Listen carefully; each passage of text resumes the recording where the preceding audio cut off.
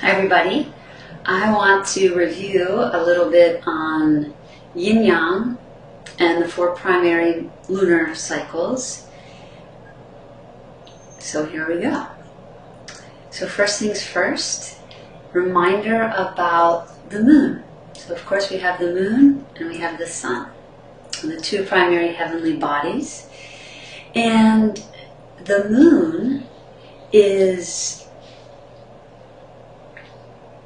about our connection with our bodies, with substance, with flesh. It's the same root of moon and month. So moon is also a way that we can tell time, right? Like we can track the lunar cycles as a way of telling time. So moon is about body, flesh, certainly hormones, our cycles, our rhythms. It's also very much about sensing, feeling, our capacity for intuition, for wisdom. And I want to contrast that with the sun. So the sun is very much about intellect, thinking, planning. You know, it is like the linear mind, right? Which is super valuable. However, the moon, being yin, it is about that knowing we carry in our bones, in our body. It's the cool stuff. It's what happens in the darkness. It's like the potency of darkness. So in the winter, you know, it seems like nothing's happening, nothing's going on in the natural world. But actually under the surface, in the darkness, is this incredible alchemy that's happening. But let me get back to what I was saying. Okay, so moon is yin, sun is yang. Sun is light, bright, dynamic, warming, heating. Moon, cooling, nurturing, sensing, processing. Moon is stillness. I might have a bias towards the yin, towards the moon. So now that we've reviewed a little bit about the archetypes that relate to the moon, to the yin principle, we're going to come up here to our blackboard, and I am going to walk you through the 4 primary phases. Here we go. Alright, so first our yin-yang symbol. So this side, the dark side, right, the side that's moving downwards, represents the yin. So yin always seeks the low places, right? The energy of yin is down and in. Downwards and inwards, the energy of the yin. This side is yin, this side is yang. The energy is moving. Energy of yang moves up and out. Energy of yang moves up and out. Yang expands relative to yin. Yin contracts. Okay, so that's a little more about yin and yang. Now to place the lunar cycles, this is our new moon. And new moon is, we just had it yesterday, is the fresh start. It's a new beginning. It's the time to plant seeds. So at the new moon, we plant our seeds, we set our intentions, we sort of clean and prepare for this new season.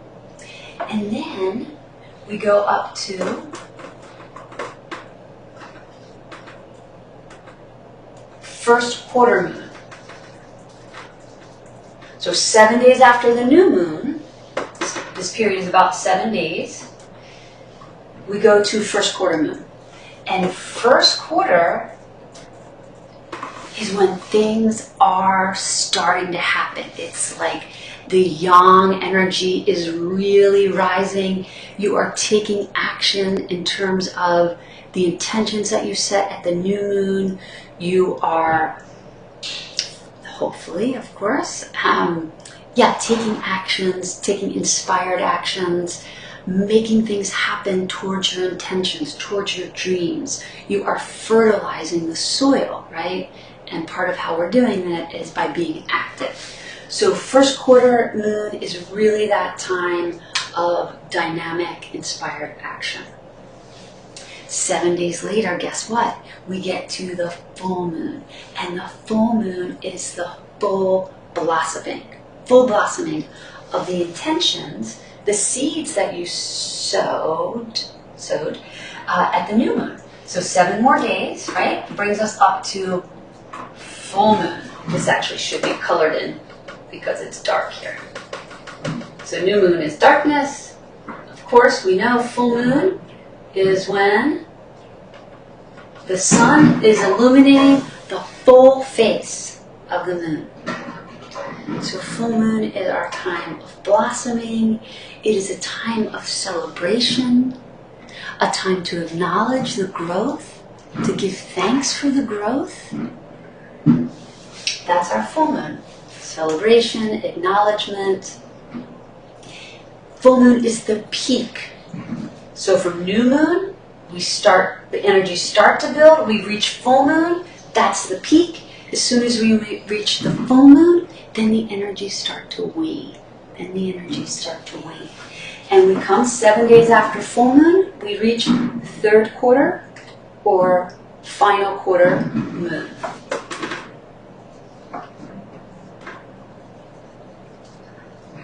So that's when half of the moon is illuminated, half of the face of the moon. This is third quarter.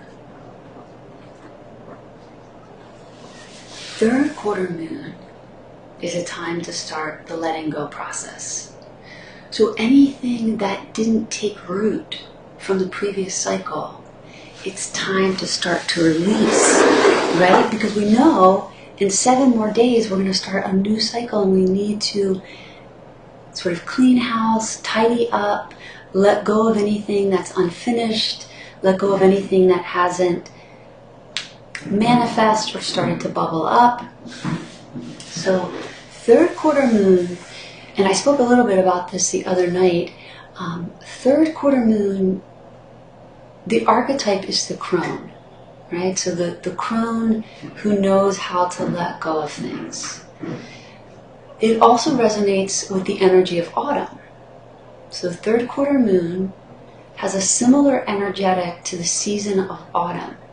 And what I mean by that is the natural world in autumn, everything is dying. Things are being let go of. So that's the invitation of third quarter moon. And then, do you guys want to know my absolute favorite moon phase? I mean, it's hard. I don't really have an absolute favorite, but I do. Is this time right in here. And that's the dark moon. That's like the 2 days before the new moon, the dark moon. And the dark moon is that time when we get really still. We start cleaning, we clean our house, we clean our sheets. Spiritually, we perhaps meditate more, we rest more, because we need to prepare for that new phase. I think you guys got this. I think you've got it, you know it. So the whole lunar cycle lasts, I should say, one complete lunation is 29.5 days. So there'll be a new moon every 29.5 days. And as the moon moves around the earth, it's moving through the zodiac. So every 2.5 days, the moon moves through a different sign in the zodiac. So yesterday, for example, we had the new moon in Scorpio. So the moon will be in Scorpio until about midday tomorrow. And then the moon will enter into Sagittarius. And then into, Sagittarius, then Capricorn, then Pisces. I skipped Aquarius. Capricorn, Aquarius, then Pisces, then Aries. And after Aries, it gets to Taurus. And that will equal 14 days. So the full moon on November 18th will be in the sign of Taurus. More coming soon, everybody. Just take what you can take. Leave the rest.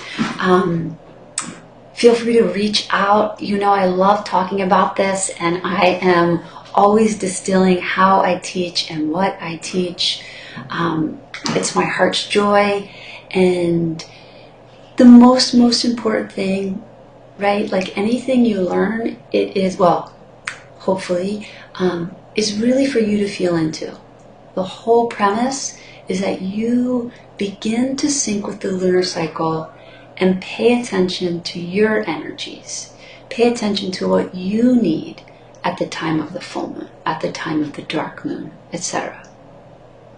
And then the beauty is you can then really plan your life accordingly, according to the flow of your energy, your rhythms, your biological intelligence.